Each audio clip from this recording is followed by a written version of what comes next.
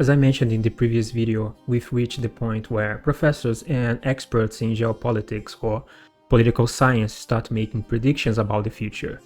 This is a great opportunity to share my perspective and contrast, though I do find some of their insights and speculations quite interesting. In today's example, I will discuss the ideas and lectures of Professor Ji Yang, the creator of the channel Predictive History.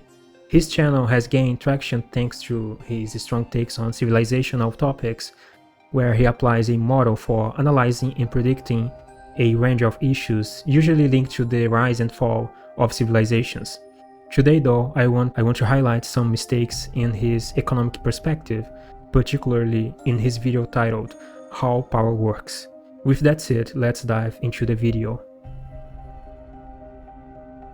So this video is quite interesting because the professor manages to draw some economic connections that economists rarely make, and there's definitely some truth to them. The central argument of his lecture is that the kind of money we know today was created by banks to prevent defaults by kings. Back then, it was common for kings to borrow money from the banks to finance wars and then refuse to pay them back. Essentially, the professor doesn't really distinguish between different forms of money. I don't know, probably to simplify the lecture. Most of the time though, he seems to be referring to money as credit. His point is that earlier civilizations didn't rely on money the way we do today. It was more like a certificate of guilty, issued when irreparable harm was caused by a social agent. Indeed, what we now call money was closely tied to responsibility. Nietzsche touches on this on The Genealogy of Morals. So far so good. My problem begins later, when the professor assumes that because banks create money, poverty could theoretically be eliminated. This argument is simplistic and usually arises from the observation of wasted resources, usually food. It's an argument often used by socialists. From there, he concludes that the powerful deliberately keeps everyone dependent on money, forcing people to work for it.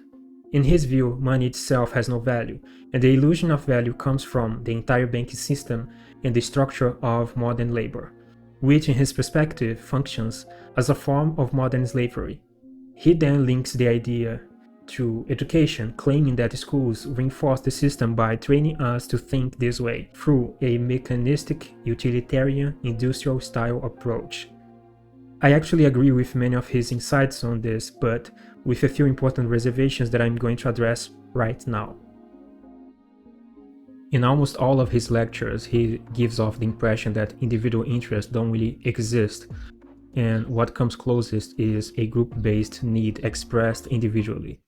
He sees modern individualism as a construct of the elites.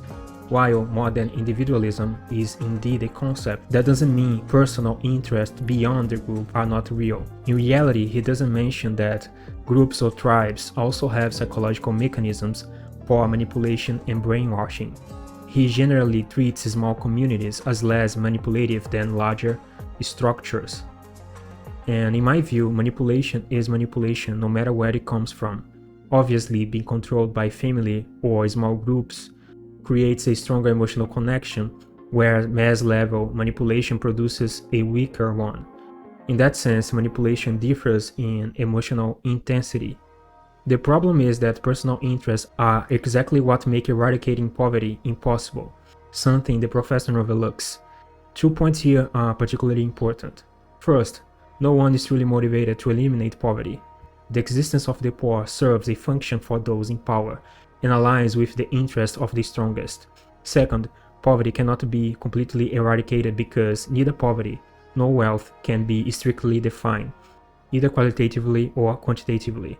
What counts as poverty for one person may not count for another, and any intermediary trying to set a universal standard would inherently need more power than both sides, and therefore more wealth. After all, power itself is a form of wealth. Regarding the idea of infinite money and his critique of economists, the professor ignores something crucial. Having infinite money doesn't mean the values tied to it are infinite. Nor does having more money automatically imply economic progress. This is a common misconception in China. They often assume the country became wealthy simply because of a larger GDP or more buildings.